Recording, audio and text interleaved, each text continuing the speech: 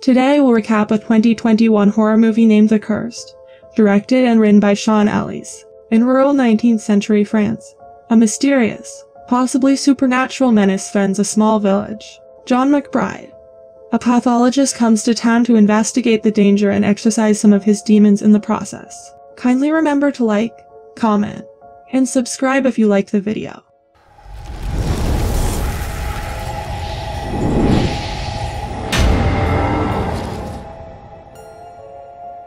Toward the start of the film, we see a war scene from the Battle of the Somme, where a British commander is with his team. However, from the opposite side, the German soldiers begin shooting at them, harming the commander and a large number of his troopers, after which the injured captain is carried into a clinical tent with 3 projectile injuries to his mid-region.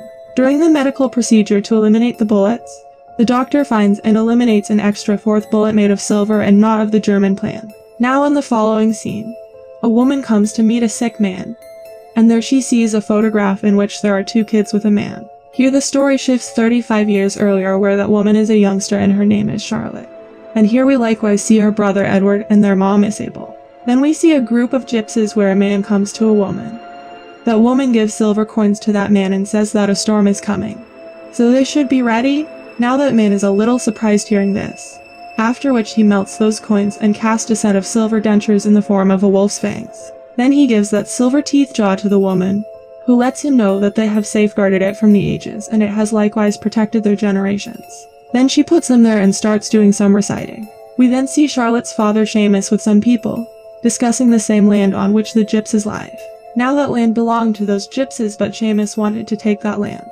They all attempt to persuade him, yet he disagrees. The following day we see that Seamus sends certain individuals to go after the gypsies, who shoot them and set their tents ablaze. However, they get the Roma chiefs, and afterward they cut off the man's hands and feet and is then lashed to a cross and raised as a scarecrow, to fill in as an advance notice to other people who might attempt to settle the land. And the woman was buried alive with the silver fangs clutched in her grasp. Then, we see Charlotte at a similar spot where the Roma chiefs were killed. She begins digging the ground before the scarecrow, and that scarecrow turns its neck. Yet it was only a bad dream. Now the scene shifts where we see a pathologist named John who has quite recently shown up around. He asks the receptionist about the gypsies, but he doesn't talk to him about it. After this, John takes a seat at a table, and here comes a man named Alfred, who is the lieutenant there. He asks him for what good reason he is looking for gypsies. In any case, John doesn't tell him anything. On the other hand, we see Edward, who is playing outside his home when he hears a few voices coming from the woodland. Now following the sounds, he reaches for a similar scarecrow and starts digging the ground before him, where he observes a box that contains silver dentures. Then he hears some sound and sees that the same gypsy woman is standing some distance away from him, and she begins moving towards him. Seeing this, he gets extremely frightened, and we see that in all actuality he was likewise dreaming and screaming standing outside his home, where his mom and sister take him inside the house. Now one day while playing, a child named Timmy reveals to the other children that he knows the location of the nightmare scarecrow.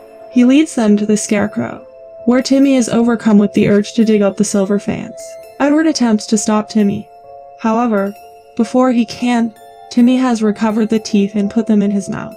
Timmy then assaults Edward, violently gnawing Edward's throat as other kids escape in fear. Charlotte flees to her family's manor, though, in shock, she can alert her parents and their staff. Seamus quickly recovers Edward, who is seriously injured but not dead. Now a doctor comes to check on Edward and sees bite marks on his neck. He tells Seamus and Isabel that Edward has been bitten by a wild animal, and he has treated his wound. Charlotte, fearing for Timmy and his family, does not reveal what occurred. Next, we see Charlotte again before that scarecrow, where she recovers the silver teeth, and abruptly then Scarecrow attacks her. However, it was again a bad dream. Now she hears Edward scream, so she goes to his room to take a look at him. Here she sees that he was exceptionally terrified, and when she lifts his cover, she observes him trapped by wood-like vines rising up out of his body. Seeing it, Charlotte escapes to her parents and lets them know that something is off about Edward. However, when Seamus goes to Edward's room, he sees that Edward isn't there. The following day, Seamus organizes the town men into a search party for Edward but is unsuccessful. Then, Alfred comes to John and informs him concerning Edward's missing, and says that the matter might be associated with gypsies. In the following scene, Charlotte goes to the nearby church to pray, where she encounters Timmy, who appeared to be very scared. He claims he has no memory of what happened after digging up the silver fangs, to which Charlotte tells him that he had been Edward. Here Timmy reveals he's hidden the silver fangs in the church. He then reads to Charlotte from the book of Ezekiel, and suggests the silver molded into the fangs is sourced from the same 30 pieces of silver paid to Judas for his betrayal of Jesus. He tears the page and gives it to her. Then Charlotte's maid discovers them in the confessional and Timmy runs away. Now outside he sees Edward, and then an unseen beast comes running through the bushes and attacks him, which breaks his hand. After this, Timmy stows away inside an abandoned shack. However, that animal seeks after him there, where he is soon slaughtered. Next, Alfred brings John to Seamus' home, who reveals that the situation has grown more complicated. He then takes them to the same abandoned shack where John finds Timmy's dead body, which was badly decomposed. Here John examines his dead body, where he finds a page of the Bible that he keeps with him. When he comes out, he tells Seamus that this is done by some wild animal, especially a wolf. Now John returns home and starts researching the house, where he sees Edward's blood on one of the doors. He then examines the outside of the house and advises Seamus to board the windows on the ground floors of the house straight away. Now at night when John is sleeping, he also dreams about the same place in which he is in front of that scarecrow, after which he digs the ground and takes out the silver teeth. And only then does he hears a voice from behind, and he sees that his wife and daughter are standing some distance away. But then he sees that scarecrow is missing from its place, and the very next moment it is standing behind both of them and starts taking them away. And then John wakes up. From that point forward, he comes out and scratches out Edward's blood on the door and examines it, but he does not find anything special in it, after which he mixes drops of his blood in it. John finds they bond and convert his own blood cells, confirming his suspicions. Only then does he hear some sound from outside, which he goes out to check. He looks out of the window and sees a strange wolf-like creature outside, and then Seamus comes there from behind. John asks him to fetch a rifle, after which both of them come out of the house, where John sees that someone tried to gain entry. Seamus then introduces John to the rest of the town's hired people, where Seamus tells them that John has come to help them catch the animal that killed Timmy. Afterward, 3 residents who drew short straws enter the fields to work regardless of their doubts and fears of assault. Here a young lady named Anne sees that the monster has killed Jacob, a man who had accompanied her. Seeing this, she gets extremely frightened and begins running from that point. However, the monster goes after her as well and bites her. But another man comes and saves her and gets killed by the monster. Anne figures out how to escape to the town and warns them of what happened. Now when John hears that the beast has killed 2 people and bitten Anne, he rapidly heads to the town, where he sees that Anne is not there at her home. Now realizing that the infection is out of control, John advises Seamus to gather everyone and fortify the church. Then we see Anne in the forest, where her condition was looking exceptionally awful, and afterward vines begin emerging from her body, and then goes into a waterway where the vines pull her under the water and cover her totally, after which she gets changed into a monster. Now John is sitting at home when Isabel comes to him and starts talking to him. Here John reveals that years earlier he lost his wife and daughter to a similar beast. A band of Roma arrived soon after and pronounced the curse on that land had been fulfilled, and John had been pursuing them ever since. Here Isabel becomes very emotional after hearing this and reveals the atrocities committed by Seamus on gypsies.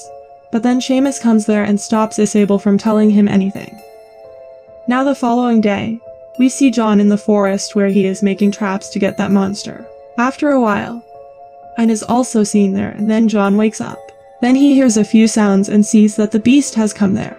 Now John gets ready and focuses the gun towards the shack and stands close to the trap.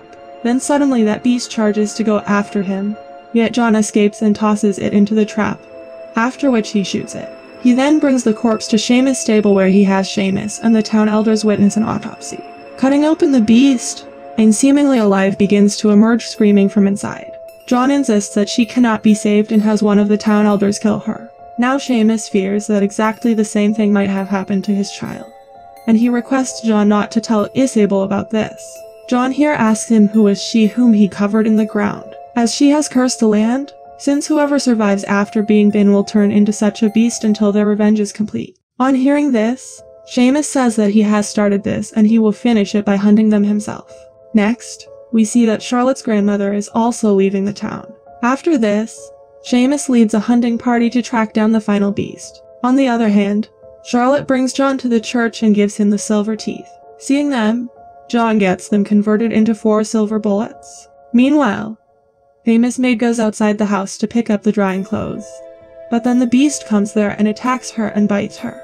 We then see John planning to shoot the monster from the 2nd floor of the house when he notices the bloody linen left behind from the attack on the maid. He promptly goes to Seamus and inquires as to whether anybody is missing, and questions that somebody has been in the house.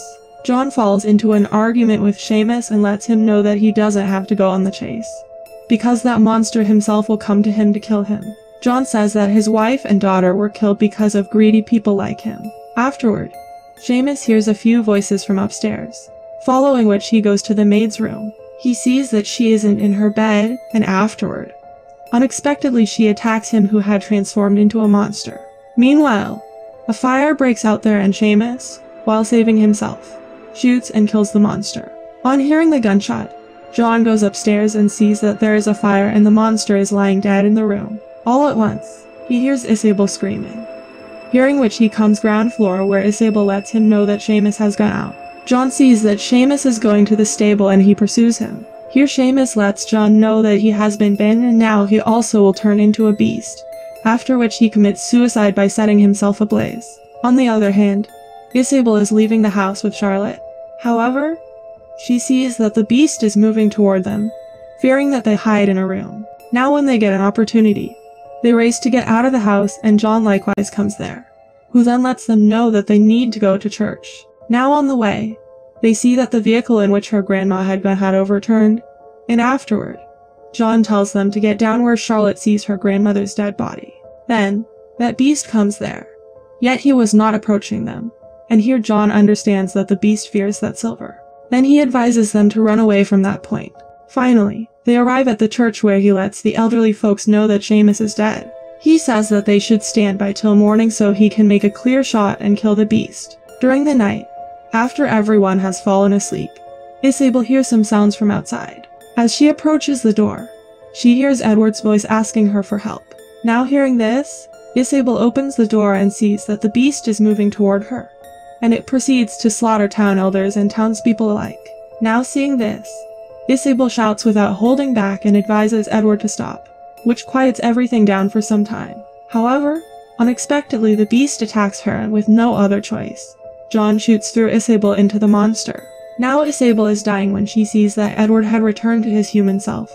And here it is revealed that 35 years later the wounded captain is an adult Edward, having the silver bullet lodged inside him ever since he was shot as a child. Now with both their parents dead and their manor destroyed, John adopts Charlotte and Edward. Charlotte returns to John the 3 remaining silver bullets she recovered after the attack in the church and tells him that Edward doesn't remember anything. Edward dies on the operating table and an adult Charlotte returns the 4th recovered silver bullet to a now aged and dying John. And the film closes here. Thanks for watching.